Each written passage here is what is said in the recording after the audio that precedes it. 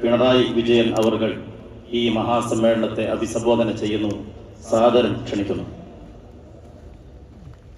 ഒരു വാക്ക് വിട്ടുപോയി. ഇവിടെ കർണാടകക്കാർ ധാരാളം ഉണ്ട്. അവരാണ് സമ്മേളനങ്ങൾക്ക് വിജയിപ്പിക്കൽ.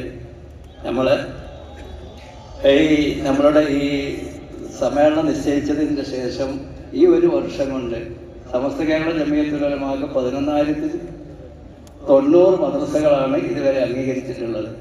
100 മദ്രസകൾ ഈ ഒരു വർഷം കൊണ്ട് ബഹുമാനപ്പെട്ട പാണക്കാട് മുഹമ്മദ് അലി ശിഹാബ് തങ്ങളുടെ അനുസ്മരണം എന്ന നിലക്ക് ജാമിഅ നൂരിയ വിദ്യാഭ്യാസ ബോർഡിൻ്റെ അംഗങ്ങൾ ചേർന്നുള്ള നാഷണൽ മിഷൻ കമ്മിറ്റിൻ്റെ ആളുകൾ ഈ ഒരു വർഷം കൊണ്ട് കർണാടകത്തിലെ 100 മദ്രസകൾ സ്ഥാപിച്ചിട്ടുണ്ട് എന്ന സന്തോഷ വാർത്തകൾ അറിയിക്കുകയാണ്. അസ്സലാമു അലൈക്കും.